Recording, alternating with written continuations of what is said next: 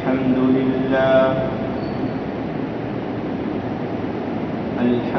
لله نحمده ونستعينه ونستغفره ونؤمن به ونتوكل عليه ونعوذ بالله من شرور أنفسنا ومن سيئات أعمالنا من يهده الله فلا مضل له ومن يضلله فلا هادي له ونشهد أن لا إله إلا الله وحده لا شريك له ولا نظير له ولا وزير له ولا مشير له ولا معين له وصل على النبي وخاتم النبيين فقد قال الله تبارك وتعالى في كلامه المجيد والفرقان الحميد أعوذ بالله من الشيطان الرجيم بسم الله الرحمن الرحيم كل نفس ذائقة الموت وإنما توفون أجوركم يوم القيامة فمن زحزح عن النار وأدخل الجنة فقد فاز وما الحياة الدنيا إلا متاع الغرور فقد قال رسول الله صلى الله عليه وسلم المسلم من سلم المسلمون من لسانه ويده صدق الله مولانا العظيم وصدق رسوله النبي الأمي الكريم ونحن على ذلك لمن الشاهدين والشاكرين والحمد لله رب العالمين. اللهم صل على سيدنا محمد وعلى آل سيدنا محمد وسلم.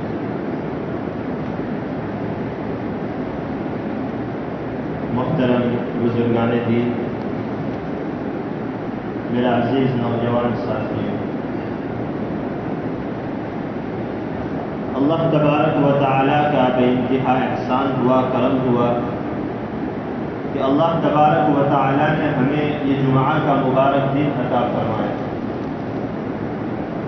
اور اس مبارک دن کی مبارک گھڑی میں اللہ رب العزت نے ہمیں دین کی چند باتیں سننے سنانے کا موقع فراہم کیا۔ اللہ تبارک و تعالی جو باتیں کہی جائے سب سے پہلے مجھے اور ہم تمام کو اس پر عمل کی توفیق نصیب فرمائے، اس لیے کہ میرے بھائیوں، بات کا زبان سے کہہ دینا اور کانوں سے سن لینا یہ بہت آسان ہے، لیکن جو باتیں کہی گئی اس پر عمل پیرا ہو جانا، اس کو اپنی زندگی کے اندر عملی طور پر داخل کر لینا، یہ محض اللہ ہی کی توفیق سے ہوگا۔ اللہ تبارک و تعالی ہم تمام کو کہنے سننے سے زیادہ عمل کی توفیق نصیب فرمائے۔ میں نے آپ حضرات کے سامنے خطبے میں قرآن کریم کی ایک آیت کریمہ تلاوت فرمائی۔ اس آیت کریمہ میں اللہ تبارک و تعالی فرماتے ہیں کل نفس ذائقۃ الموت، ہر شخص کو موت کا مزہ چکھنا ہے۔ وَإِنَّمَا تُوَفَّوْنَ أُجُورَكُمْ يَوْمَ الْقِيَامَةِ، کل قیامت کے دن تمہیں تمہارے کیے کا پورا بدلہ دیا جائے گا۔ اگر تم نے دنیا میں رہ کر اچھے اعمال کیے ہیں تو اچھا بدلہ دیا جائے گا، برے اعمال کیے ہیں تو برا بدلہ دیا جائے گا۔ جیسی زندگی گزاری ہوگی اس کے مطابق ہمیں اپنا بدلہ دیا جائے گا۔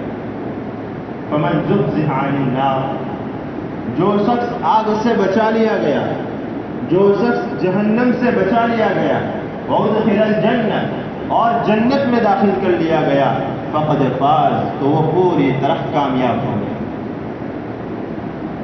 قرآن کریم یہ بیان کرتا ہے کہ حقیقی کامیابی کیا ہے۔ دنیا میں مال و دولت کا مل جانا، زمین جائیداد کا ترقی کر جانا، بڑھ جانا، یہ کوئی حقیقی کامیابی نہیں ہے۔ حقیقی کامیابی وہ ہے کہ کل قیامت کے دن انسان جہنم سے بچ کر جنت میں جانے والا بن جائے۔ اس کے بعد اللہ تبارک و تعالی دنیا کی حقیقت کو بیان کرتے ہیں، وَمَا الْحَيَاةُ الدُّنْيَا إِلَّا مَتَاعُ الْغُرُورِ کہ یہ دنیاوی زندگی کا ساز و سامان، دنیا کی چمک دمک، یہ دنیا کی رنگینیاں، یہ تو محض ایک دھوکہ ہے۔ بہرحال میرے عزیزوں، ہر شخص کو موت کا مزہ چکھنا ہے۔ آج تک دنیا میں کوئی ایسا شخص پیدا نہیں ہوا جس نے یہ دعویٰ کیا ہو کہ مجھے موت نہیں آئے گی، اس لیے کہ قرآن کریم صاف طور پر اعلان کرتا ہے، اینما تکونوا یدرککم الموت ولو کنتم فی بروج مشیدہ، جو تم جہاں کہیں بھی ہوں گے موت تمہیں آ دبوچے گی، اگرچہ تم مضبوط قلعوں میں بند کیوں نہ۔ ہر شخص کو موت آنی ہے۔ اس کے بعد اللہ تبارک و تعالیٰ دوبارہ زندہ کریں گے، اللہ کے سامنے حاضری ہوگی۔ اب یہاں سوال یہ ہوتا ہے کہ اللہ تبارک و تعالیٰ دوبارہ کیسے زندہ کریں گے؟ جبکہ ہم قبر میں چلے جائیں گے، مٹی ہو جائیں گے، ہمارا بدن سڑ جائے گا۔ یہی سوال حضرت ابراہیم علیہ السلام نے اللہ تبارک و تعالیٰ سے کیا، وَإِذْ قَالَ إِبْرَاهِيمُ رَبِّ أَرِنِي كَيْفَ تُحْيِي الْمَوْتَى، یا اللہ آپ مجھے بتلا دیجئے کہ آپ مرنے کے بعد دوبارہ زندہ کیسے کریں گے۔ یہاں ہمیں یہ اعتراض نہ ہونا چاہیے کہ ابراہیم علیہ السلام کو اللہ کی بات پر یقین نہیں تھا، نعوذ باللہ۔ حضرت ابراہیم علیہ السلام کو اللہ کی بات پر پورا یقین تھا، لیکن آپ دیکھنا چاہتے تھے کہ دوبارہ کیسے زندہ کرتے ہیں۔ اس وجہ سے حضرت ابراہیم علیہ السلام نے اللہ رب العزت سے پوچھا، وَإِذْ قَالَ إِبْرَاهِيمُ رَبِّ أَرِنِي كَيْفَ تُحْيِي الْمَوْتَى قَالَ أَوَلَمْ تُؤْمِنْ، اللہ تبارک و تعالیٰ نے فرمایا، قَالَ أَوَلَمْ تُؤْمِنْ، کیا تمہیں میری بات پر یقین نہیں ہے؟ حضرت ابراہیم علیہ السلام نے فرمایا، قَالَ بَلَا وَلَكِنْ لِيَطْمَئِنَّ قَلْبِي، اللہ رب العزت مجھے آپ کی بات پر پورا یقین ہے، لیکن آپ مجھے بتا دیجئے تاکہ میرا دل مطمئن ہو جائے۔ اللہ تبارک و تعالیٰ نے فرمایا، قَالَ فَخُذْ أَرْبَعَةً مِّنَ الطَّيْرِ فَصُرْهُنَّ إِلَيْكَ ثُمَّ اجْعَلْ عَلَى كُلِّ جَبَلٍ مِّنْهُنَّ جُزْءًا ثُمَّ ادْعُهُنَّ يَأْتِينَكَ سَعْيًا، کہ ابراہیم 4 پرندے لے کر آؤ، 4 پرندے لے کر آؤ، پھر اسے اپنے سے مانوس کر لو، پھر اسے ذبح کرو، اس کے گوشت کو کھلت ملت کر دو، پھر اس کو پروں کے سمیت مختلف پہاڑوں پر رکھ دو، ثم ادعوهن يأتينك سعيا، پھر اسے پکارو وہ دوڑتے ہوئے تمہارے پاس آئیں گے، واعلم ان اللہ عزیز حکیم، اور جان لو کہ تمہارا رب زبردست حکمت والا۔ اللہ تبارک و تعالیٰ ایسے دوبارہ زندہ کریں گے۔ ہمیں اللہ کے سامنے کھڑا ہونا ہے، ہمیں اپنی زندگی کے بارے میں پوچھا جائے گا، ہم نے تمہیں 60 سالہ 70 سالہ 80 سالہ زندگی دی تھی، تم نے اس زندگی کے اندر کیا کیا؟ 2 عدالتیں قائم ہوگی، ایک حقوق اللہ اور ایک حقوق العباد۔ حقوق اللہ جس کے اندر اللہ کے احکام کے بارے میں پوچھا جائے گا، اللہ کے حقوق کے بارے میں پوچھا جائے گا، ہم نے تم پر نمازیں فرض کی تھی، کیا تم نے نمازیں پڑھی؟ ہم نے تم پر روزے فرض کیے تھے، کیا تم نے روزے رکھے؟ ہم نے تم پر حج فرض کیا تھا، استطاعت کے باوجود آپ نے حج کیا۔ ہم نے تم پر زکوٰۃ فرض کی تھی، کیا تم نے زکوٰۃ ادا کی؟ اللہ کے حقوق کے بارے میں پوچھا جائے گا۔ اگر ہم نے دنیا میں رہ کر اللہ کی حقوق کی ادائیگی میں کوتاہی کی ہے، غفلت کی ہے، تو اللہ تبارک و تعالیٰ جسے چاہے معاف کر دیں گے اور جسے چاہے سزا دیں گے۔ امید ہے اللہ تبارک و تعالیٰ ہمیں معاف فرمائے۔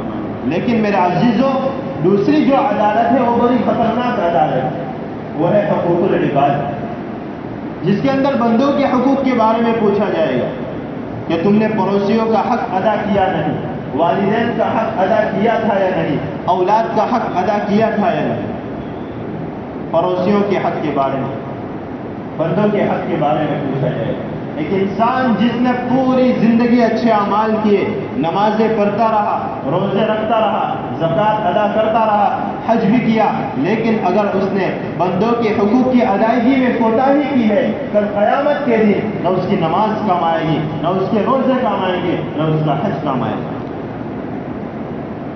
یہ بڑا خطرناک معاملہ ہے، حقوق العباد کا معاملہ بڑا خطرناک معاملہ ہے۔ میرا عزیزو، آج ہم دیکھ رہے ہیں کہ دنیا میں ہر طرف ظلم کا دور دورہ ہے۔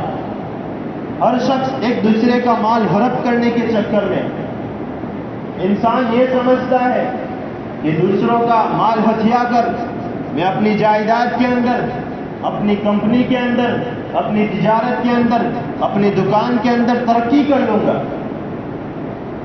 میری کھیتی باڑی بڑھ جائے گی، میرے رہن سہن میں تبدیلی آ جائے گی۔ حالانکہ وہ یہ نہیں سوچتا کہ دوسرے کا مال اپنے مال میں ملا کر، دوسرے کا کھیت اپنے کھیت میں شامل کر کے وہ اپنے آپ کو جہنم کی دہکتی ہوئی آگ کا مستحق بنا رہا ہے۔ آج کا انسان یہ سمجھتا ہے کہ دوسروں کے روپیے پیسے نہ دے کر میں نے اپنے آپ کو ظاہری نقصان سے بچا لیا ہے، حالانکہ اس کی اس حرکت کی وجہ سے ابدی دنیا کا نقصان یعنی آخرت کا نقصان اس کا مقدر بن چکا ہے۔ بڑے افسوس کی بات یہ ہے کہ آج کا انسان کس قدر ناداں ہے کہ جن چیزوں کو وہ اپنے فائدے کا سودا سمجھتا ہے، سراسر وہ گھاٹے کا سودا، مگر اسے سمجھ میں نہیں آتا، اسے دوسروں پر ظلم و زیادتی کرتے ہوئے مزہ آتا ہے۔ وہ دوسروں کے مال پر، دوسروں کی جائیداد پر ناجائز اور ناحق طریقے سے قبضہ کر کے اپنی عقل مندی کی داد حاصل کرنا چاہتا ہے، اور وہ بھول جاتا ہے کہ جس راستے پر وہ چل رہا ہے وہ بڑا خطرناک راستہ ہے۔ آج کا انسان عدالتوں کا سہارا لے کر، مقدمات لڑ کے، جھوٹی سچی گواہیاں دلوا کر، رشوت کی تھیلیاں کھول کر دوسروں کی جائیداد کو اپنی بنا لیتا ہے، دوسروں کے حقوق پر ڈاکے ڈالتا ہے۔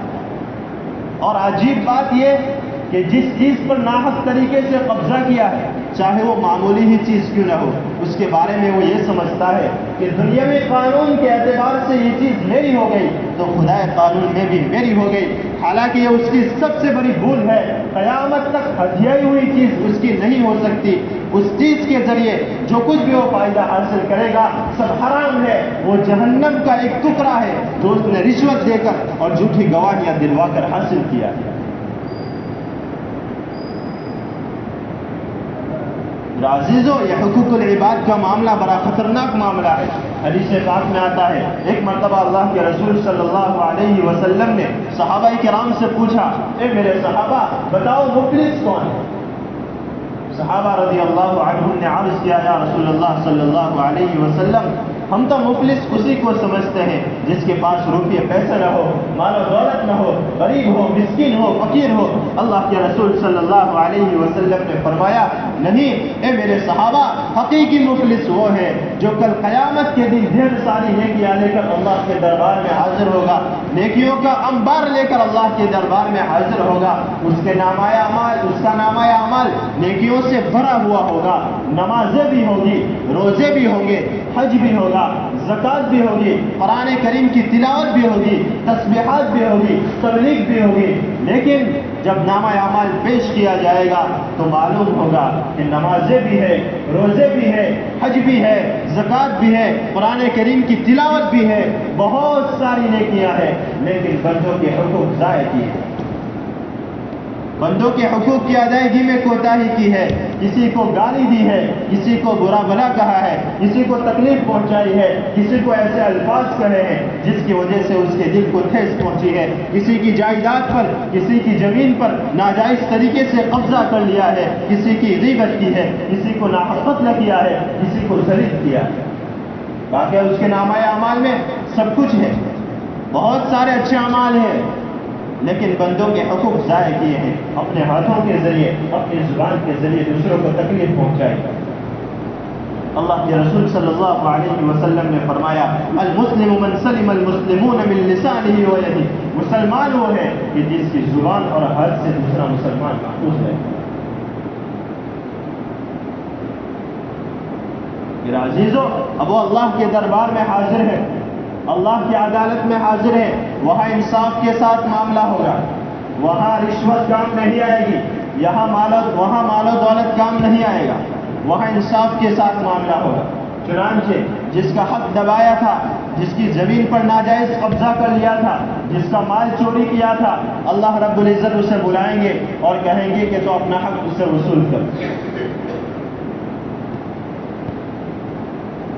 اب جس نے حق دبایا تھا اس کے پاس نہ روپیے ہیں، نہ مال و دولت ہے، کچھ بھی نہیں ہے، اب وہ اس کا حق ادا کرے تو کیسے ادا کرے؟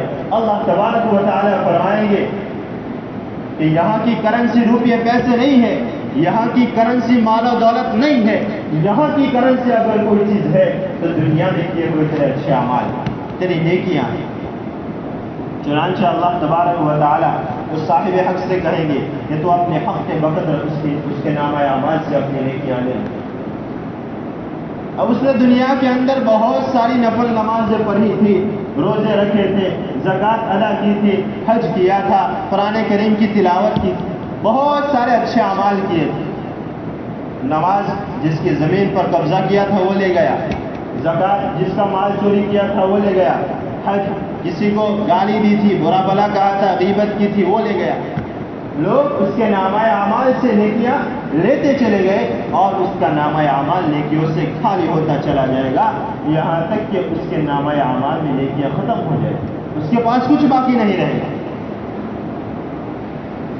اس کے باوجود کچھ لوگ کھڑے ہوں گے، یا اللہ ہمارا بھی تو مال کھایا تھا، ہماری زمین پر بھی تو ناجائز قبضہ کیا تھا، ہمارا حق بھی دلوائی، اب اس کے پاس کچھ نہیں ہے، وہ نیکیوں کا ڈھیر لے کر آیا تھا، نیکیوں کا انبار لے کر آیا تھا، لیکن اب اس کے پاس کچھ نہیں ہے۔ اللہ تبارک و تعالیٰ فرمائیں گے کہ تمہارے نامہ اعمال کے اندر جو گناہ ہے وہ اس پر ڈال دیا جائے۔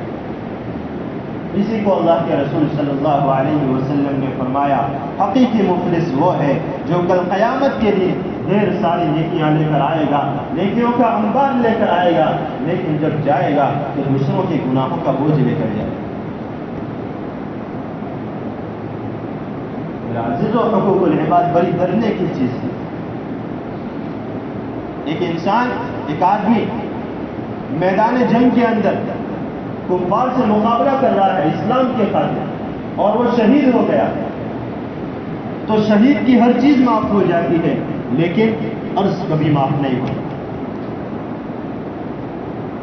اس نے شہادت کا مرتبہ حاصل کیا لیکن وہ اس حال میں مرا کہ دوسروں کے حقوق اس پر واجب تھے، نہ اس کی شہادت اسے بچا سکے گی، نہ اس کی نمازیں اسے بچا سکے گی، نہ اس کے روزے اسے بچا سکیں گے، اور نہ اس کے قرآن کریم کی تلاوت اسے بچا سکے گی۔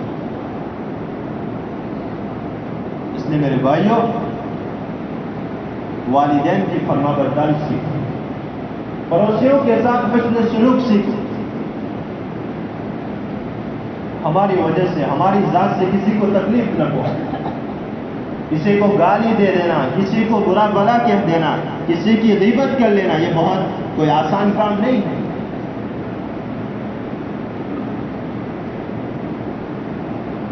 اللہ کے رسول صلی اللہ علیہ وسلم نے فرمایا، وَلَا تَسَابَتْ أُمَّتِي سُقِطَتْ مِنْ عَيْنِ اللَّهِ، کہ جب میری امت کے لوگ آپس میں گالی گلوچ کرنے لگیں گے تو پھر وہ اللہ کی نظروں سے گر جائیں گے۔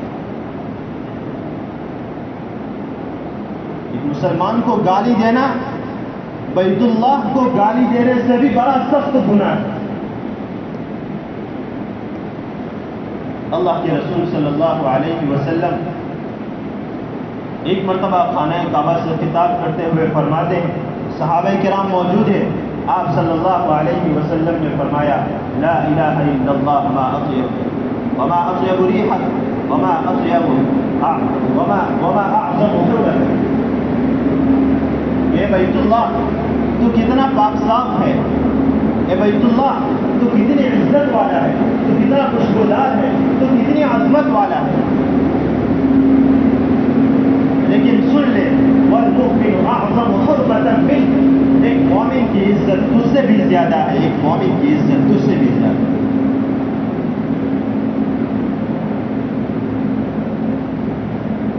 میرا عزیزو، مسلمان مسلمان کو تکلیف پہنچانا یہ بہت بڑا گناہ ہے۔ آج ہم چغل خوری میں لگے رہتے ہیں، ایک دوسرے پر طعن و تشنیع میں لگے رہتے ہیں، غیبت میں لگے رہتے ہیں، برا بھلا کہنے میں لگے رہتے ہیں، گالی گلوچ میں لگے رہتے ہیں، لیکن بھول جاتے ہیں کہ کل قیامت کے دن جب اس کے بدلے میں ہماری نیکیاں لی جانے لگے گی اور دوسروں کے گناہ ہم پر ڈالے جانے لگیں گے، اس وقت ہم بے چارگی اور بے بسی کا اظہار کس سے کریں گے؟ اس وقت اللہ تبارک و تعالیٰ بھی ہماری مدد نہیں فرمائے گا، اس لیے کہ یہ سب اللہ ہی کے حکم سے ہوگا۔ ان اللہ لا یمنع ذا حق حقا، اللہ تبارک و تعالیٰ حقداروں کو اپنا حق لینے سے نہیں روکیں گے۔ اس لیے میرے عزیزوں، وہاں انصاف نہیں ہوگا تو پھر کہاں انصاف ہوگا؟ وہاں مظلومین کو ان کا حق نہیں ملے گا تو پھر کہاں ملے گا؟ اللہ کے رسول صلی اللہ علیہ وسلم نے فرمایا لَتُؤَدَّنَّ الْحُقُوقَ إِلَىٰ أَهْلِهَا يَوْمَ الْقِيَامَةِ حَتَّى يُقَادُ لِلشَّاةِ الْجَلْجَاءِ مِنَ الشَّاةِ الْقَرْنَاءِ۔ کل قیامت کے دن مظلومین کو ان کا پورا حق دیا جائے گا، یہاں تک کہ بے سینگ والی بکری کے لیے سینگ والی بکری سے بدلا جائے گا، جانوروں تک میں انصاف کا معاملہ کیا جائے گا۔ دنیا کے اندر ایک سینگ والی بکری نے جو بغیر سینگ کی بکری تھی اس کو تکلیف پہنچائی، تو اس کا بھی کل قیامت کے دن ان کے درمیان بھی انصاف ہو۔ تو میرے بھائی، ہم تو اشرف المخلوقات ہیں، ہم تو مخلوقات میں سب سے افضل ہیں، ہمارے درمیان تو بدرجہ اولا انصاف ہو۔ میرے بھائی، اس بات کا خوب اہتمام کریں کہ ہماری ذات سے کسی کو تکلیف نہ ہو، چاہے وہ قولاً ہو یا فعلاً ہو، ہماری زبان سے ہو یا ہمارے ہاتھوں کے ذریعے، کسی بھی چیز سے دوسرے مسلمان کو تکلیف نہ پہنچے۔ ہم اپنے والدین کے ساتھ حسن سلوک کریں، اپنے اولاد کے حق ادا کریں، اپنے پڑوسیوں کا حق ادا کریں، اپنے رشتہ داروں کا حق ادا کریں۔ ایک مرتبہ اللہ کے رسول صلی اللہ علیہ وسلم سفر پر جا رہے تھے۔ آپ نے سفر پر جانے سے پہلے اعلان کیا کہ جس کسی نے اپنے پڑوسی کو تکلیف پہنچائی ہو وہ آج میرے ساتھ سفر پر نہیں آئے گا۔ ایک آدمی کھڑا ہوا، کہنے لگا یا رسول اللہ صلی اللہ علیہ وسلم، آج میں نے اپنے پڑوسی کی دیوار کی بنیاد کے اندر پیشاب کیا، یعنی دیوار کے قریب پیشاب کیا اور وہ پیشاب دیوار کی بنیاد کے اندر چلا گیا۔ اللہ کے رسول صلی اللہ علیہ وسلم نے فرمایا آج تم میرے ساتھ سفر نہیں کر سکتے۔ میرا عزیزو، اس حدیث کے سنانے کا مقصد یہ ہے کہ ذرا غور کرو، سوچو، ایک آدمی جس نے اپنے پڑوسی کی دیوار کی بنیاد میں پیشاب کیا، جس کی وجہ سے اللہ کے رسول صلی اللہ علیہ وسلم نے اسے اپنے ساتھ سفر پر لے جانے سے انکار کر دیا، منع کر دیا۔ تو ذرا سوچو کہ جو لوگوں کو تکلیف پہنچاتے ہیں، جو براہ راست لوگوں کو گالیاں دیتے ہیں، برا بھلا کہتے ہیں، کسی کی زمین جائیداد پر قبضہ کر لیتے ہیں، تکلیف پہنچاتے ہیں، تو کل قیامت کے دن اللہ کے رسول صلی اللہ علیہ وسلم ایسے لوگوں کو اپنے ساتھ کیسے جنت میں لے جائیں گے؟ اور ہم تکلیف بھی کس کو دیتے ہیں، دکھ بھی کس کو پہنچاتے ہیں؟ اپنے ہی لوگوں کو۔ والدین کی نافرمانی کی، والدین کو تکلیف پہنچائی، پڑوسیوں کے ساتھ برا سلوک کیا، بھائی بہن کو تکلیف پہنچائی۔ میرا عزیزوں، ان چیزوں کی اہمیت کو سمجھنے کی ضرورت ہے۔ اس لیے آج موقع ہے ہم اس موقع کو غنیمت جانیں اور ہم سے حقوق العباد کے اندر جو بھی کوتاہیاں ہوئی ہے، ہم اس دنیا کے اندر رہتے ہوئے ہی اس کی معافی تلافی کرائیں۔ اگر ہم میں سے کسی بھائی نے اپنے کسی بھائی کی کسی بھی چیز پر ناجائز طریقے سے قبضہ کر لیا، میں تو کہتا ہوں میرے عزیزوں، چاہے 1 روپیہ ہی کیوں نہ ہو، اسے واپس کر دو۔ گالی دی ہے، برا بھلا کہا ہے، معافی تلافی کر لو۔ اگر وہ بھائی زندہ نہ ہو تو اس کے ورثاء کو دے دو۔ مان لو اگر اس کے وارث بھی نہ ہو تو اسے صدقہ کر دو، مگر اسے اپنے پاس نہ رکھو۔ اور اللہ تبارک و تعالیٰ سے سچے دل سے توبہ کرو۔ اللہ تبارک و تعالیٰ غفور رحیم ہے، امید ہے کہ معاف کر دے۔ میرے بھائیوں اللہ تبارک و تعالیٰ سے دعا کرتا ہوں، اللہ تبارک و تعالیٰ ہم تمام کو حقوق العباد کی اہمیت کو سمجھنے کی توفیق نصیب فرمائے، اور جو باتیں کہی گئی اللہ تبارک و تعالیٰ مجھے بھی عمل کی توفیق نصیب فرمائے اور آپ حضرات کو بھی عمل کی توفیق نصیب فرمائے۔ آمین۔